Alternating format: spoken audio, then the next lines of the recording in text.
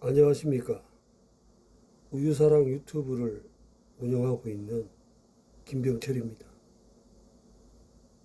이번 시간에는요, 제목이 우유 검사 문제 있다.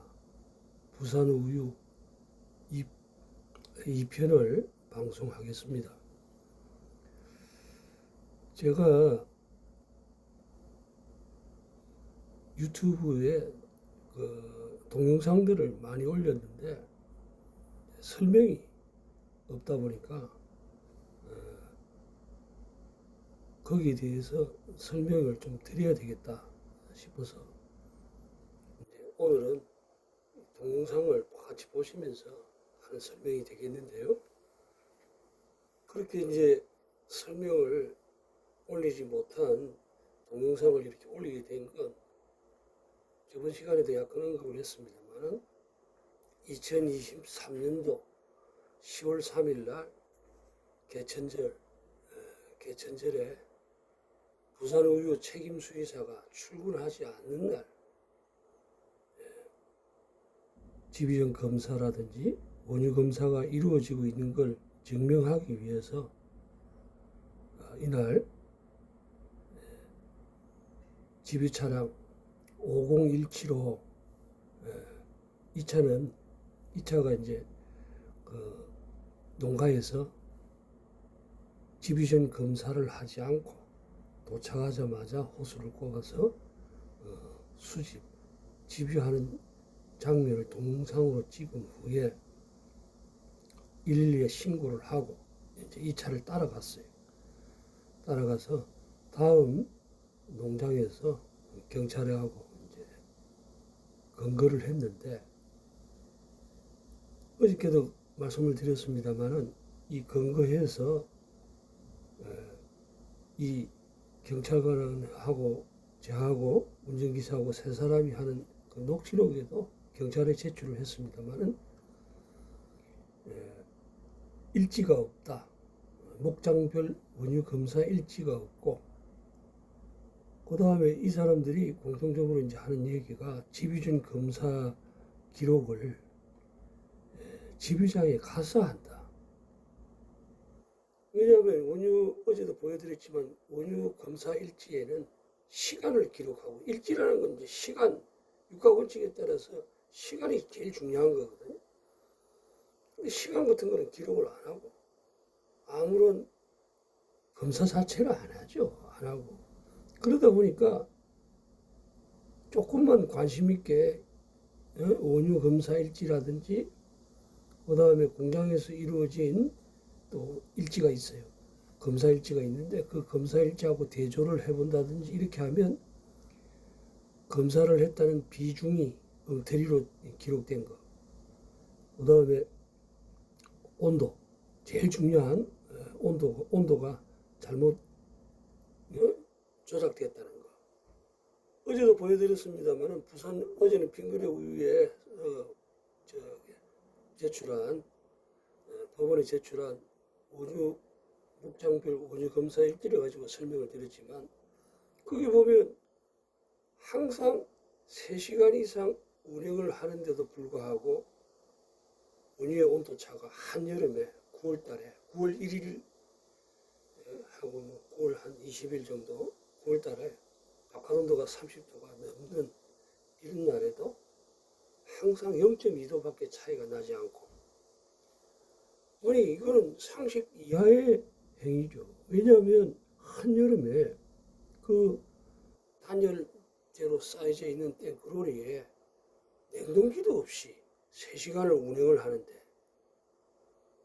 우유가 5도만 넘어가도 농장에서 집유를 하지 말라고 그 지침서에 나와 있지 않습니까? 있는데도 0.2도 밖에 올라가지 않는다.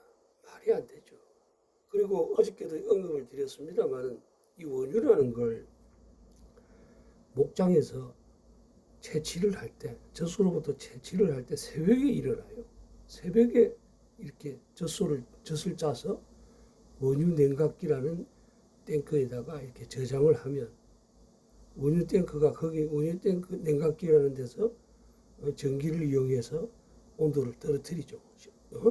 5도 이하로 떨어뜨리도록 돼 있는데 새벽 시간에 젖소에서 30도가 넘는 우유를 짜서 양이 많죠. 양이 많은 걸 온유 냉각기에 넣으면 집유 차량이 농장에 도착을 해서 집유를 할 때 5도 이하로 절대 떨어질 수가 없다는 겁니다.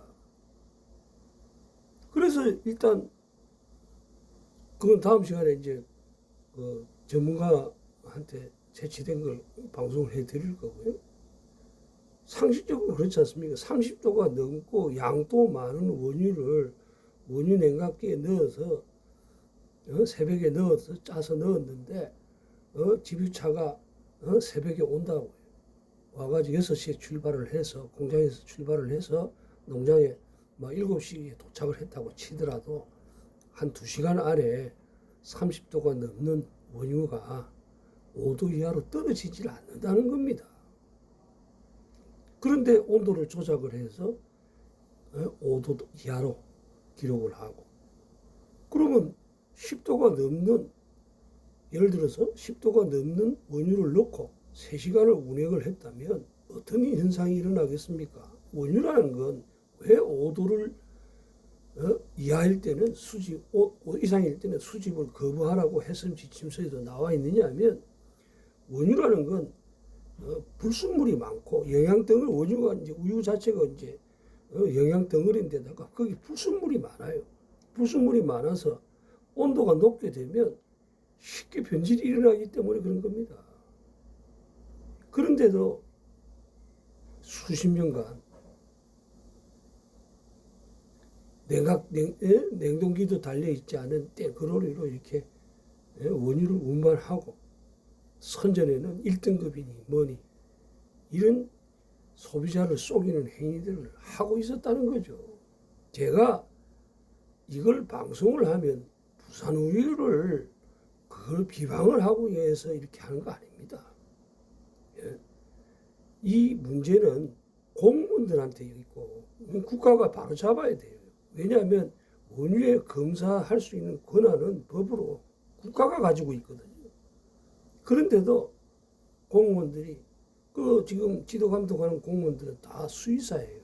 전문가들입니다. 그리고 조금만 관심만 있으면 지금 상식 이하의 활동들을 하고 있는데, 이런 것들을 막아보기 위해서 이제 신고를 했죠. 신고를 했는데 함안군청에 이성환이라는 공무원이 저한테 전화를 받자 돈을 뜯어내려고, 제가 이 불법을 저지르고 있는 삼양기업 대표인 줄 알고 함안군청에 오라 해서 만났잖아요. 만나가지고 얘기를 하다가 더 이상 안 되겠다 싶어서 112를 불러서 이 사람을 신고를 했더만, 그 이후에 그 사람이 저를 보복하기 위해서 제 신고를 신고서에 함안공장에 있는 차들이 땡크로리가 23대가 20년 이상 거기서 주차를 하고 무허가 주차를 하고 거기서 일을 했는데, 자기가 2번이나 가봤는데 안에 주차된 차를 발견하지 못했다. 그래서 제가 물었죠.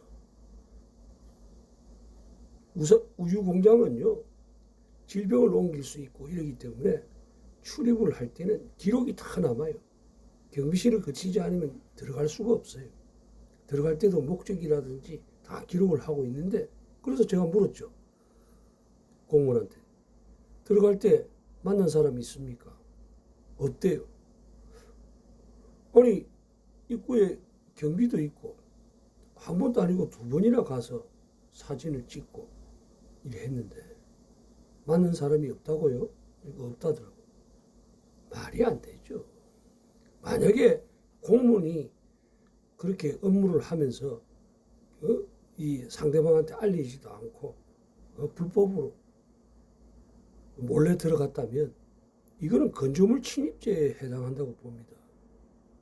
이런 거짓말을 하더라니까요. 그래가지고 그러면 이제 2번이나 가서 확인을 해보니까 23대나 되는 땡크로리들이 한 대도 주차되어 있지 않더라고. 이렇게 연락이 오니까 어쩔 수 없이 갔죠. 가서 확인을 해갖고 다시 사진을 찍어서, 왜냐면 바깥에서 보이니까요. 찍어서 반박을 하기 위해서 이틀이나 3일 후에 갔습니다. 3일 후 갔는데, 왜냐하면 이제 생업이 있으니까 쉬는 날을 통해서 이제 가야 되고. 그래가지고 갔죠. 갔는데 거기서 부산우유 직원들이 기다리고 있더라고. 기다리고 있어서 휴대폰을 빼뜨리려고 하길래 휴대폰을 못 주겠다. 경찰을 불러서 경찰이 오면 내가 제출하겠다. 이렇게 하고 얘기를 하는데도 불구하고 강제로 휴대폰을 빼뜨리면서 저를 다리를 걸어서 넘어뜨리고 20분 이상 제 위에 올라타서 땅에 엎드려서 있는, 그러니까 이제 휴대폰을 안 뺏기기 위해서 휴대폰을 잡고 두 손으로 잡고 가슴에 안고 이렇게 경찰이 올 때까지 기다리기 위해서 있었는데, 그 위에 올라타서 세 명이 제 팔을 제끼고 깔고 뭉개면서 목하고, 그래서 그 이후에 수술을 했어요. 수술도 하고 휴대폰도 파손되고 이랬는데, 그래서 이 사람들을 폭행죄로 고소도 하고 했는데, 오히려 자기네들이 저한테 맞았다고 땅바닥에 엎드려 있고 자기네들도 법정에서 진술을 했습니다만, 있는 사람이 어떻게 발로 가지고 사람들을 찰 수 있으며, 그리고 그걸 차가지고 될 일이 아니죠. 그래서 공익적인 일을 한다고 일하는 사람이, 제가 나이들 한두 살 먼 사람도 아니고 그런 사람들을 폭행을 하겠습니까? 말도 안 되는 소리를. 그래서 법정에서 거짓말을 하다가, 왜냐하면 초기 진술에 직원들 도움으로 휴대폰을 빼뜨렸다는 얘기하고, 그 다음에 거기에 언급이 됩니다. 제보를 받고 기다리고 있었다는 이런 내용을 하다가 나중에 이제 진술이나 이런 걸 다 바꾸는데, 그래서 만약에 이제 무죄가 이제 지금 검사가 항소를 했는데 대법원까지 갈 것 같다는데 해가지고 무죄 판결이 되면 제가 이 수술 잠을 이거 문제로 인해 가지고 한 3번 정도 자다가 실신을 해가지고 호흡곤란으로, 그러다가 마지막에는 낮에도 숨을 못 쉬어서, 그래서 어쩔 수 없이 이제 수술을 했는데, 그 사람들한테 폭행당한 이후로 그렇게 됐기 때문에 이것도 해야 되고, 제가 말씀드리고 싶은 건 그런 걸 얘기 드리는 게 아니고, 이제 동영상 설명을 하다 보니까 이렇게 조금 얘기가 길어지는데, 그래서 일단은 좀 전에 말씀드린 것처럼 이런 검사를, 지배적 검사를 안 하고 있다는 걸 알고, 그 이후에 2004년 7월경부터 이제 본격적으로 증명을 하기 위해서 지부장 안에서도 검사를 하지 않은 상태의 원유를 가지고 제품을 생산한다는 걸 증명하기 위해서 도장을, 사진을 찍었죠. 동영상을 찍었는데, 아파서 병원에 입원하고 뭐 이렇게 하다 보니까 이걸 설명을 못 드렸었어요. 그래서 오늘 같이 동영상을 보면서 설명을 좀 드려야 되겠다 싶어서 돼 있고요.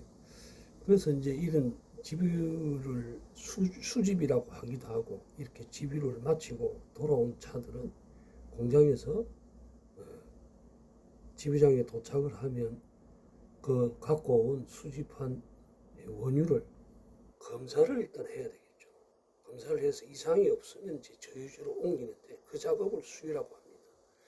그리고 이런 업체들은 축산물위생관리법 구조에 따라 안전관리 인증, 해썹이라는 인증을 다 받아서, 이 해썹이라는 인증이 뭐냐면 자가 인증이죠. 왜냐하면 그 많은 업체들을 공무원들이 숫자도 얼마 안 되는데 그걸 다 감독할 수가 없으니까, 자기네들이 이 해썹이라는 인증을 통해서 자기네들이 자체적으로 관리하겠다는 그런 인증을 해서, 우리가 그 인증을 보고 제품도 이제 구입도 하고 하듯이, 이런 인증을 안 받으면 영업을 힘들죠. 그래서 제가 지금 보여드릴 지금 띄웠는데, 그 집유장 해선 지침이라는 걸 이렇게 보시면 그게 이제 집유장 작업 공정도라는 건데요. 요걸 조금 이해를 하셔야 이게 제가 얘기하는 게 좀 쉽습니다. 이제 집유장에서 차량이 이제 출발을 하죠. 6시에 출발을 해서 그 다음에 두 번째 보시면 목장에서 수집. 목장에 가서 수집을 하는데 수집하기 전에 현장 검사도 하고 시로 채취도 하고 그 다음에 이제 목장에서 검사도 기록하고 이렇게 해가지고 한 5군데 정도 이렇게 목장을 해서 수집을 마치면 집유장에 도착을 하죠. 그 표에도 보시면 집유장에 도착을 해서 저유조에다가 옮기는 작업을 수유라고 합니다. 수유라고 하고 그 다음에 수유 전 원유 검사 이렇게 돼 있죠. 빨간색으로 표시를 해놨는데 수유를 하기 전에 싣고 온 원유가 이상이 있는지 없는지 실험실 검사를 하죠. 실험실 검사의 뭐 대표적인 것이 집유장에서 할 수 있는 것이 잔류물질 검사, 원유 안에 항생제 잔류물질, 젖소가 유방염에 걸리고 이런 질병이 있으면 그걸 숨기기 위해서 아니면 혹은 치료하기 위해서 항생제를 이렇게 먹이죠. 먹이면 허용 기준치를 넘어간 항생제가 우유에 들어가게 되면 항생제에 내성이 생기는 그런 문제점들이 있기 때문에 복용할 수 있는 허용 기준치 이하 이것도 문제입니다. 나중에 또 설명을 드리겠습니다만 허용 기준치 이하 원유를 원유 안에 되어 있는가를 확인을 하는 이런 검사가 중요하죠. 그렇게 해서 합격이 되면 그때 이제 비로소 저유조에 수유를 하고 그 다음에 수유를 하고 난 후에는 집유 탱크를 한 25분 동안 매뉴얼에 따라서 세척을 하도록 되어 있는데 이것도 동영상을 설명을 할 때 이제 얘기를 드리겠습니다. 세척을 안 합니다. 검사도 안 하고 세척도 안 하고 그 다음에 또 이런 부산우유 같은 경우에는 25톤 탱크로리들이 여러 대 있어요. 그래서 울산 공장에도 운송을 하고 그 다음에 다른 회사에도 이렇게 탱크로리들이 운송을 해서 이렇게 판매를 하는 것 같은데 이런 원유 운송만 전문적으로 하는 25톤짜리 탱크로리도 냉동기가 없습니다. 그래서 이게 참 냉동기라든지 우리가 10도를 5도 0도에서 5도를 유지를 원유를 해줘야 되는데 겨울에는 가열기가 없어서 윗지방 같은 경우에는 영하 20도까지 이렇게 떨어지면 원유가 얼고 뭐 부산 같은 경우에도 한 10도 이하로 떨어지는 날이 있기 때문에 그거는 원유가 얼 수가 있죠. 그러면 이걸 온도를 올리기 위한 가열기가 달려 있어야 되고 요즘은 본행 탑차들도 우유회사 차들은 이런 가열기 같은 게 없어서 겨울에 운반할 때 우유가 얼어요. 얼고 그게 해동이 되면 변질이 일어나죠. 미생물의 증식이 급속하게 일어나기 때문에 해동된 얼거나 이렇게 해가지고 해동된 건 바로 처리를 해야 되는데 그렇게 지금 하는데 일부 쿠팡이나 이런 업체들은 이런 걸 알고 겨울에는 이런 가열기가 달려있지 않은 온도를 10도, 0도에서 10도를 유지할 수 없는 이런 차들을 한테는 이를 위탁을 안 합니다.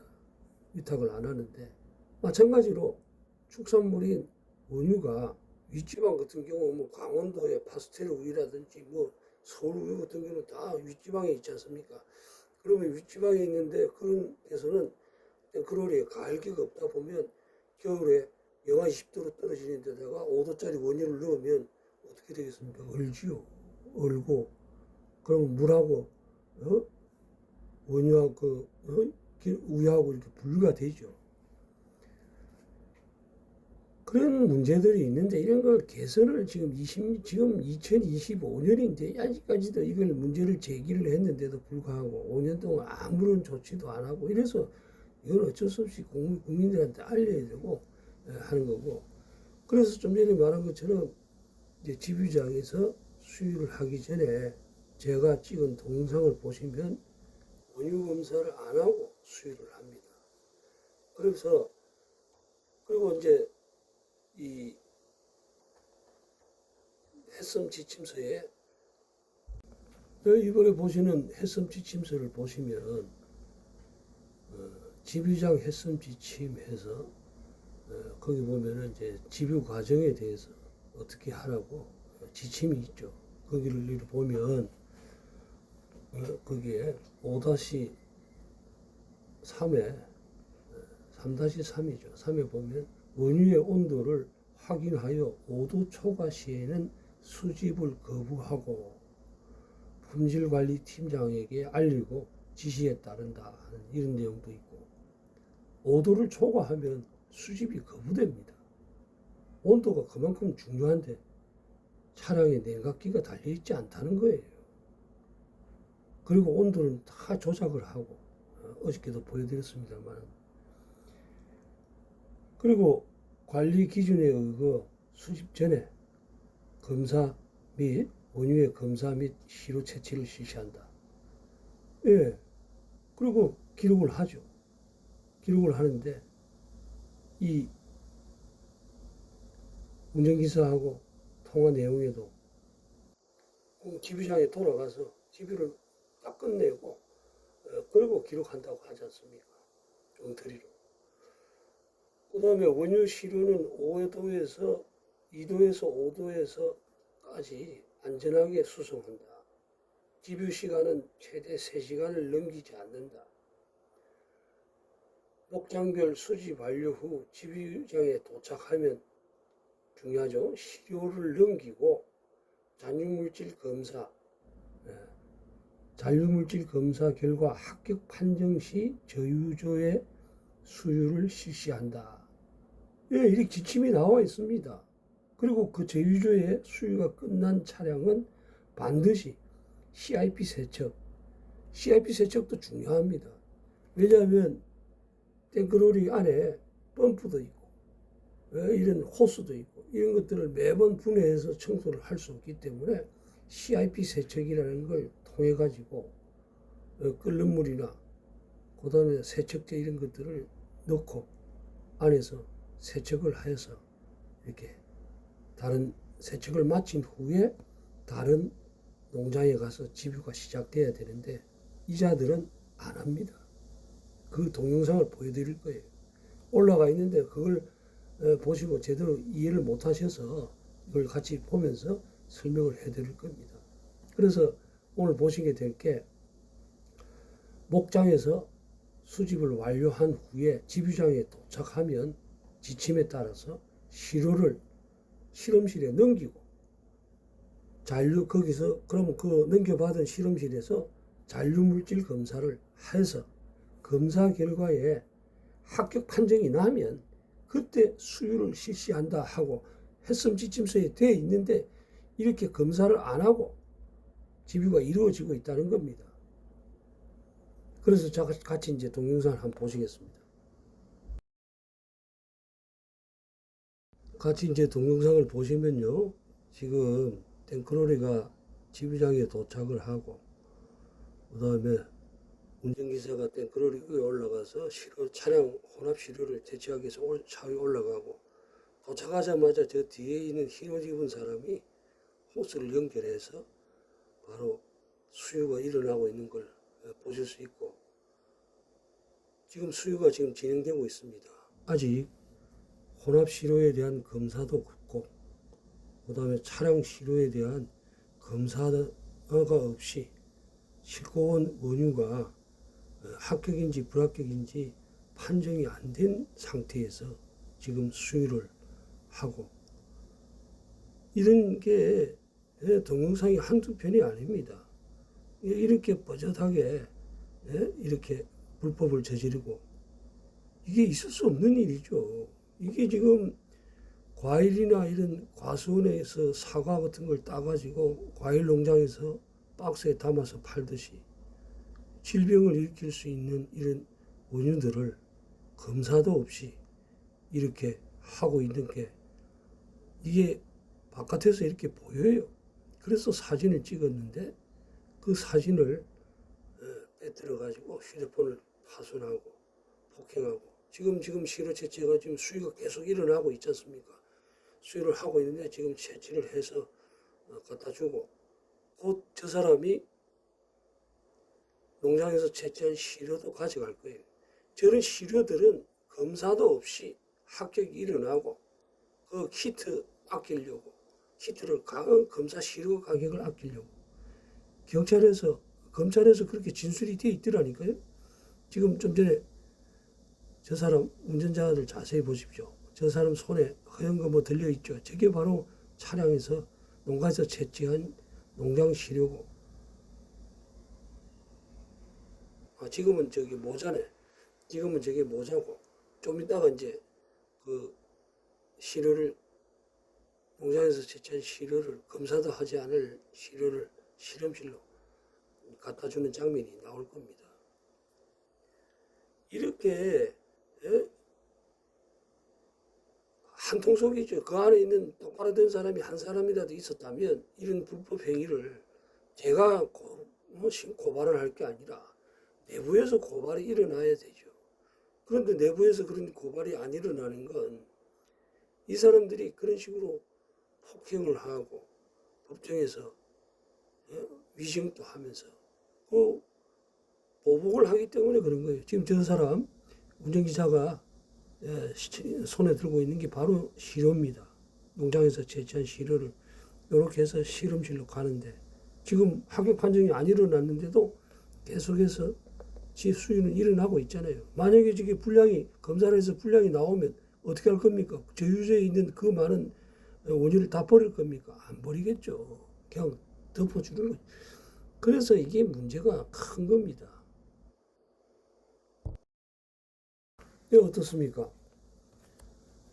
농장에서 채취한 수집한 원유를 기존에 있는 제휴주 안에는 다른 데서 갖고 온 원유들이 많이 있죠. 거기에다가 섞으려면 합격이 돼야 섞는 거 아니겠습니까? 그래서 지침에 목장별 수집 완료한 지부장에 도착하면 채취한 시료를 왜냐하면 차량에는 이미 섞여가 있으니까 의미가 없는 거예요. 다른 농장하고 5군데나 섞인 걸 가지고 검사를 물론 하면 아예 의미가 없는 건 아니지만 제일 중요한 건 이걸 섞기 전에 각 농장에서의 시료가 중요한데 이자들은요 이 하는 지식 법정에서도 그 검찰에서도 진술 내용들을 이렇게 보면 이 키트를 아끼기 위해서 목장별 검사를 안 한다고 떳떳하게 얘기를 해요. 상식 이하의 짓이죠. 왜냐하면 5군데를 들리면 희석이 일어나잖아요. 허용 기준치라는 게 그러면 나중에도 방송이 됩니다만 그 사람들이 법정에 제출한 자료가 있어요. 5배가 넘어갔을 때 검출이 일어납니다. 허용 기준치에. 무슨 말이냐면 상식적으로 허용 기준치를 넘어가면 이제 적발이 되는데 5농가를 들리는데 한 농가의 기준치가 문제가 있는 불량 제품이 나왔다. 기준치를 넘어가는 게 나왔다면 4군데는 괜찮다면 이 4군데를 들려서 섞으면 희석이 일어나죠. 그래가지고 이 혼합 원유 차량 시료라죠. 차량에서 이 섞여가 있는 걸 가지고 검사를 하면 체킹이 안 되죠. 허용 기준치 넘어간 농가를 찾아낼 수가 없어요. 그래서 법에는 각 농장에서 채취한 시료로 하도록 그렇게 돼 있습니다. 그런데 이자들이 그걸 안 하는데 만약에 예를 들어서 그 다음날 또 계속 검출이 안 돼가지고 하다가 이제 항생제의 양이 많아져서 이 허용 기준치에 5배가 넘어가면 그때야 검출이 되죠. 그래서 이 사람들이 제출한 자료에 허용 기준치에 5배가 넘어 측정을 해보니까 문제 있는 농가에 농약 잔류물질이 이게 5배가 넘어갔을 때 검출이 된다는 게 자료에 나와 있어요. 그래서 그걸 설명을 드릴 겁니다. 이걸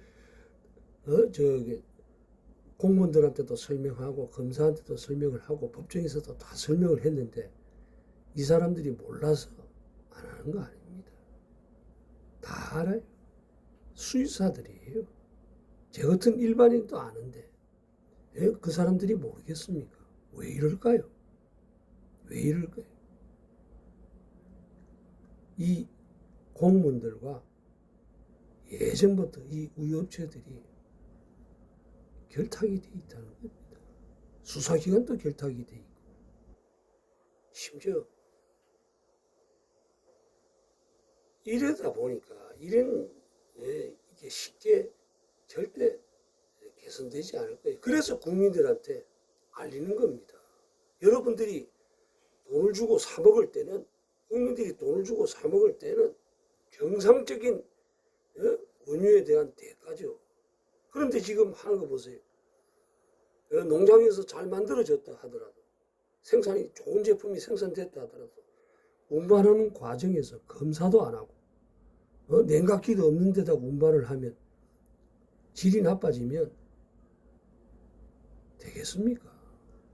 국민들을 속이는 행위는 중단돼야 되죠. 이걸 5년 전부터 했는데